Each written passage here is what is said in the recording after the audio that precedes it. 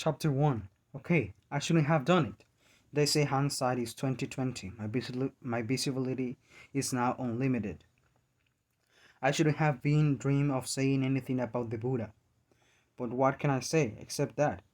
At the time, it seemed a perfectly logical thing to do. The Buddha statue in question was the size of a border collie and about 3 times as heavy. Pure stone, very Las Vegas in gold leaf paint. It always sat in the left corner of our living room, its small semi hiding behind the potted palm. No one ever paid any attention to it. We didn't offer it food like the parks did with theirs. It just sat there. So when my mother said we need to leave things behind for the big move, I suggest that. Naturally, we say grace before meals, which means we're Christians, which means we have no need for a Buddha statue, right? And the parks certainly would have appreciated the donation. 2 Buddhas being better than one and all that. But as usual, after I said it, I wish I hadn't. I still don't know exactly why that lump of stone was important, but Abuji bowled over, as if I suggested we leave my sister behind or something. And I knew he was mad, not because he ranted and raved or whooped me on my pain with a yardstick like he used to when I was little, but because he refused to talk to me or even look at me. The whole drive to Minnesota.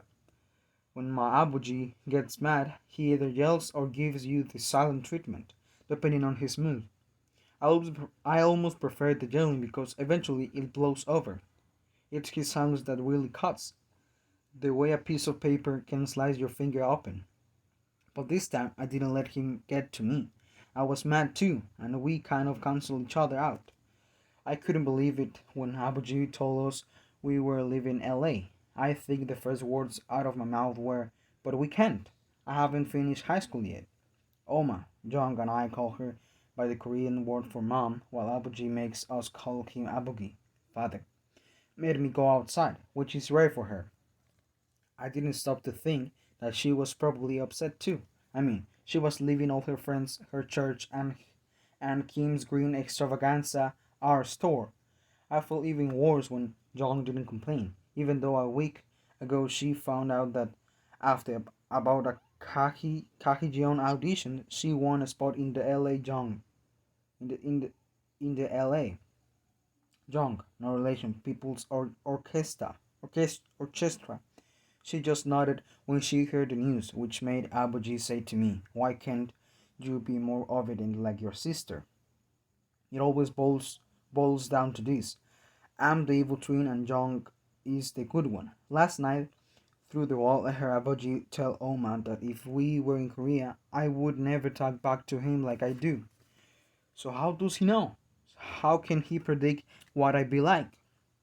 I would say that we're an almost perfect family, except for the one small fact that Abuji and I could start World War III all by ourselves. The way Abuji talks, you think he had me mixed up with some other son, one who gets all A's, one who knows what his Abuji wants before he says anything, one who snaps to attention and goes "Yes, sir" at everything his Abuji says. And as for me, my life is defined by the perpetual fear of pissing him off. I never mean to, like I said, but it's like walking through a minefield. No matter how much you tiptoe around, sooner or later, boom, you're going to get it. So there we were, in a clanky station wagon, the Buddha statue wagging down the rear, heading toward Minnesota, toward certain doom.